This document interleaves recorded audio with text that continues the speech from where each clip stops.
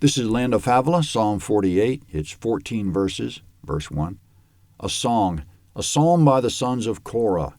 Great is Yahweh, and greatly to be praised, in the city of our God, in his holy mountain.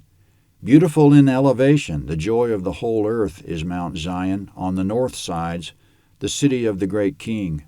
God has shown himself in her citadels as a refuge. For behold, the kings assembled themselves. They passed by together. They saw it, then they were amazed. They were dismayed. They hurried away.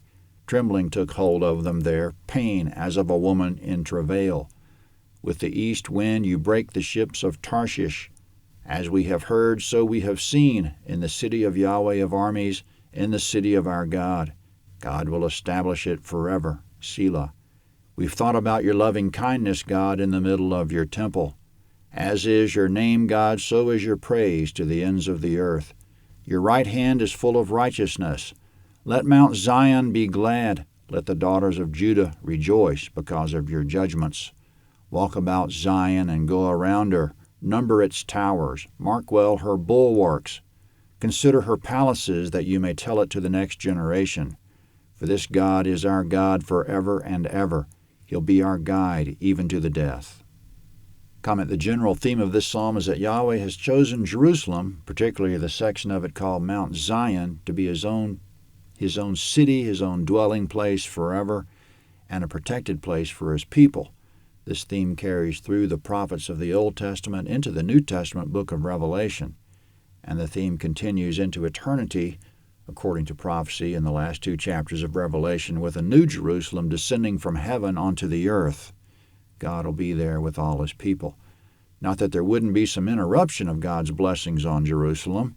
There was a major disruption when the Babylonians destroyed it, and another when the Romans destroyed it, but the scriptural promises that God would restore his people to the city and personally reign over them as king in total victory over all the earth. So should we expect literal fulfillments of these prophecies about the eternal establishment of Jerusalem, or is it all poetic and metaphoric language with no real meaning? We should take it literally. There's way too much scripture on the subject to dismiss it. Jesus said, "O foolish men and slow of heart to believe in all that the prophets have spoken," Luke 24:25. So let's not be so foolish and slow of heart that we don't believe the prophets. They were right about Jesus and a lot of other prophetic things they predicted, and they'll be right about the end-time events as well. Verse 2 calls Mount Zion the city of the great King. Jesus echoed that when he said, "Don't swear by Jerusalem, for it's the city of the great King," Matthew 5:5. Now moving on from the generalities of the psalm and going to some specifics that might need some explanation, there's a strange phrase in verse 2 that Mount Zion is beautiful on the north sides.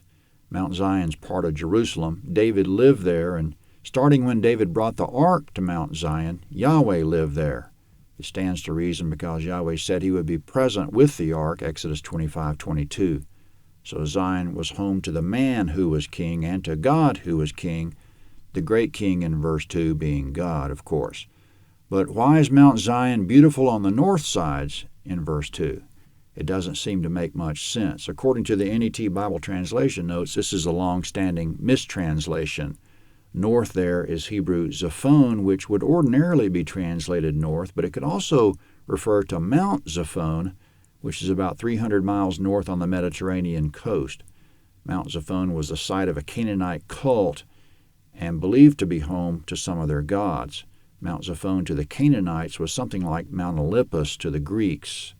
Aside from the religious element attached to Mount Zaphon, the mountain itself is visually stunning, rising straight up from the beach to some snowy peaks. Therefore, the NET translation of the verse conveys the idea that Mount Zion is beautiful, resembling the peaks of Mount Zaphon. In verse 3, God has shown himself in her citadels as a refuge, meaning God has shown himself to be the city's defender. The gist of verses 4 to 6 is that foreign kings came to Jerusalem, looked at it, and said to themselves, "I won't be attacking this place. It looks too intimidating." Trembling took hold of them in verse 6, meaning they were afraid to attack. In verse 7, Yahweh breaks the ships of Tarshish with an east wind. Tarshish was a distant port city, 1 Kings 22:48, 2 Chronicles 9:21.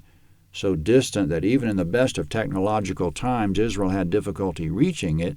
2 Chronicles 20:37. It took up to 3 years to sail there and back. There's no report of Israelites being able to reach it until the days of Solomon, 2 Chronicles 9:21. But the ships of Tarshish could reach them. They carried gold and exotic merchandise. Therefore, Tarshish was thought to be rich and powerful, to be so technologically proficient to have those ships sailing around. So, since Yahweh breaks the ships of Tarshish in verse 7, which no doubt sometimes literally happen because of east winds, he controls the sea trade even over mighty Tarshish. In verse 8, Yahweh is Yahweh of armies. In most translations, it's rendered Lord of hosts. In other words, Yahweh is in command of hosts or armies of angels, and at the same time in command of the host or armies of Israel when they assemble for war in the flesh. In verse 8, just as in verse 1, the city of our God is Jerusalem. Yahweh said over a dozen times that he chose Jerusalem to put his name there. 1 Kings 11:36 is one example. And he reinforced that idea with many similar statements. Mess with Jerusalem and you mess with God. Unless perhaps he's using you as an instrument of his judgment on the city. When Babylonian King Nebuchadnezzar destroyed Jerusalem, Yahweh called him his servant. Jeremiah 25:9. In the last verse of the psalm, quote, "This is our God forever and ever. He'll be our guide even to death." Psalm 49 is next.